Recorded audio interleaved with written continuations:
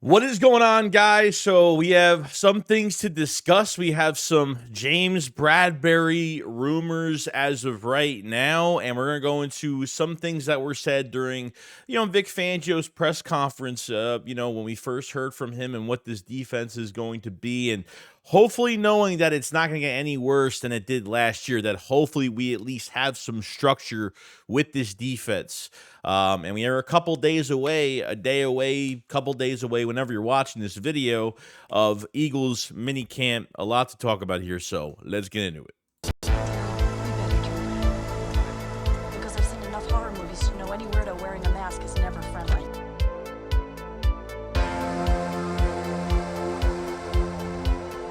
Yo, what's going on, guys? I hope everyone's having a fantastic day today. So we're going to go over some news for the Philadelphia Eagles. Now, the first bit of news that we have right now is James Bradberry. I know it's post-June right now. It's June 2nd as I was making this video. And, there's going to be some players that are going to be released from other teams. Obviously, cap casualties that want to, free up more cap space for, next year. Trades that could happen potentially. So not as they'll happen immediately. Just like we kind of trade for Chauncey Gardner-Johnson when we did that. We did that right before preseason or right when preseason started. So these things could happen, maybe not now, but in the future. But more rumors on a James Bradberry trade. So Bleacher Report lists the Colts as a trade suitor for James Bradberry. Quote unquote, adding the soon-to-be 31-year-old would give the Colts another starting option at cornerback and a good mentor for their young position group at the least. What do you think the Eagles should do with Bradberry? So only have heard like third-party nuggets of news on James Bradberry. We talked about the situation a million times. I've read comments on these videos that I have been making the past few weeks, the past couple months. There's some fans that want to keep Bradberry because he only had one down year and people don't think we should kick him to the curb. And then there's other fans that really want to get rid of him and let these young guys flourish, which that's the side I'm kind of on right now, because I do not want to redshirt Quinyon Mitchell this year. I think it's safe to say that, we didn't expect to see the Eagles draft two DBs, the first two picks of this draft. Okay. We know that Cooper DeJean is going to be a move around Malcolm Jenkins type player, whether it's at nickel, whether it's at safety, whatever they're doing, because as camp goes on, when we hit mini camp, then we hit training camp, as the weeks progress, he will be moved to multiple spots and will probably be a safety. Who knows? But with Quinyon Mitchell, I don't want to draft him and redshirt him and then make 25 next year his learning year. And I really don't want that. Or to start him really late in the season because we have a losing season or something like that. You know what I mean? So I've been over this a million times for myself. And Bradberry's 31 years old. Is he really 31 years old right now? Really? 31? Okay, that's interesting. I thought he was at least 29, 30 years old, but he's 31 years old. Okay. So I think down the line, we'll see what happens. Is there any trade value for Bradberry? Sure, there probably is a little tiny bit. I don't expect a big pick. Obviously, the Colts have a young group right now and could add another, a veteran here, James Bradberry, going over there to kind of help the young guys out. So I guess it would make sense in a trade. And, Shane Steichen has good relationships with Nick Sirianni and the Philadelphia Eagles in the front office with Howie Roseman, so maybe something could work out in that matter. I don't even care at this point if it's a 7th-round pick for 2030, okay? I don't care if it's a pick that's down the line. Give us a 7th-round pick for the 26 off season. I'm not expecting to get a high-valued pick for him, especially at an older age. How many more years does he have left? We'll see. Him playing at a high level. If they didn't draft Quinyon Mitchell, this would be a different story because obviously I wouldn't be thinking about DeJean playing on the outside. I'd be thinking him just being that move around piece regardless. But with Quinyon Mitchell now in the building, it's just I hope he does well in camp, and I hope that he outplays Bradberry, and we'll see. Bradberry has not shown up to OTAs at all, and it could be for little reasons. Can't believe everything you read either because he's not showing up, but it could be for multiple, everything was voluntary, so you don't have to show up to OTAs. So if he doesn't show up to mini camp at all, then maybe there's something there with this news going forward. Could be wrong, but I guess we'll find out. So that's the news on James Bradberry. And another trade rumor right there. So be interesting. Now I want to go over Vic Fangio, obviously in this defense for the Philadelphia Eagles. Now, it was really interesting to me that what he said like a couple months ago when we had the first introductory press conference of Vic Fangio, hearing from him from the first time. And hopefully we're adding a stable defense. Hopefully, everybody is on point and these guys are coached the way they should be. And that's the number one thing. You could draft really well. You could sign free agents to big money that are great players. But if you don't have coaching at the end of the day, I don't want to hit the reset button after this year. If this defense fails, man, it's going to be a big hit for this team. And I just don't think if this system fails this year, this Fangio scheme does, not, go in our direction, then they're going to have to change it. And I don't want to hit the reset button, like I said, again. But he said something about, obviously, versatility. He says, we have a system that is versatile. We like to think it needs to be versatile because every week you're facing different strengths of an offense, different schemes. So what you play in 1 week 15 times, you may not play at all the next week. You have to have a versatile system for the offense today in the NFL. What we'll eventually do is learn what our guys are best at, and that's what I want. But that's what we were promised last year. Sean Desai says he loves the competition. Everyone will get an opportunity, and we want to use players to their strengths, and we're going to make this defense, the league is going to feel this defense. This defense will be felt and physical, and all this bullshit BS words that we were promised last year didn't even happen at all. But it's nice to see that Vic, I think we can know Vic Fangio is a smarter man. So if you want the Vic Fangio system in Philadelphia, get the best man for the job, and that's Vic Fangio. And like I've said this a million times in videos, I'm not a big fan of this scheme at all, but I'm willing to participate and watch and see what happens. And you have to have your back end of your defense behind your defensive line has to be athletically sound. As much as you have to hit home with the defensive line, your linebackers have to be athletically sound. Your corners are playing off ball, have to be athletically sound. So we're building we're building a nice border towards our defense. And I think, as Vic Fangio is a hard-nosed coach, multiple schemes, disguising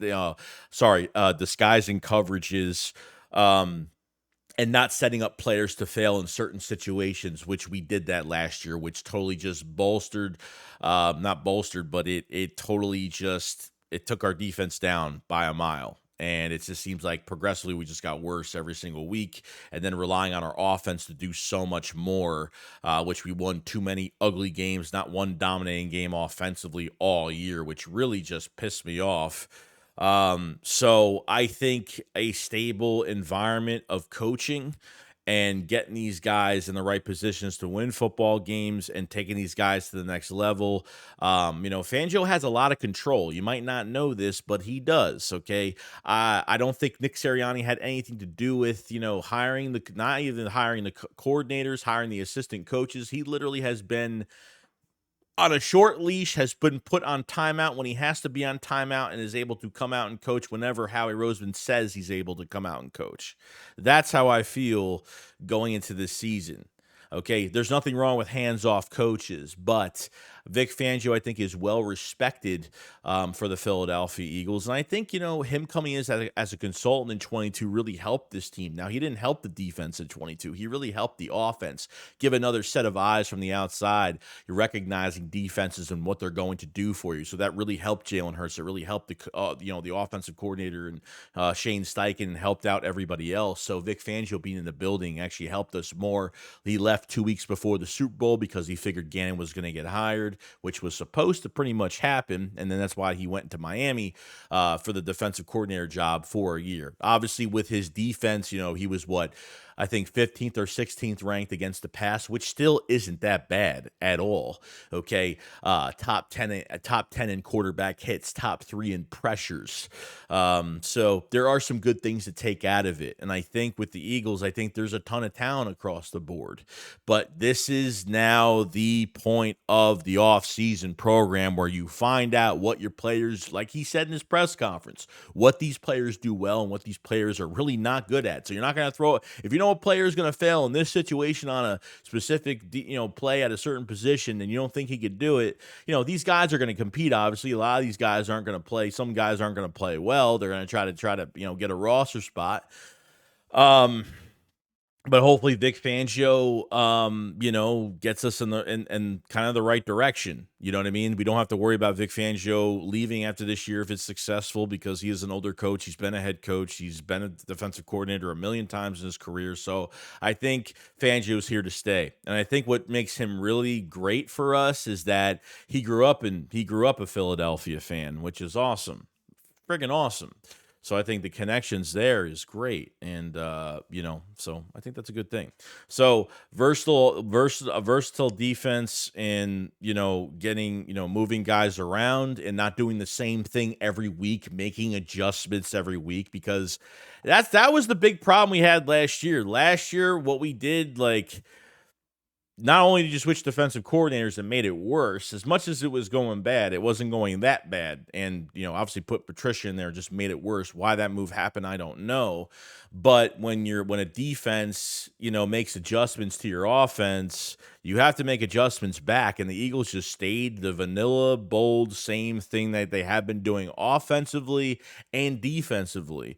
The only time the Eagles, the defensive players really felt good about themselves was when they practiced. They get into a game, they face adversity, and they mentally just melt away, and no sense of urgency, and just fall apart totally. And I hope Vic Fangio can keep these guys together. And obviously, we have a lot of leadership on this defense, and I'm excited for the competition at right guard and linebacker and, cornerback, nickel corner, stuff like that, and see where this whole thing ends up. So we just have to give this more time. Like I said, we're just hitting mini camp, so we'll be partially in, I think we'll be in full pads for mini camp.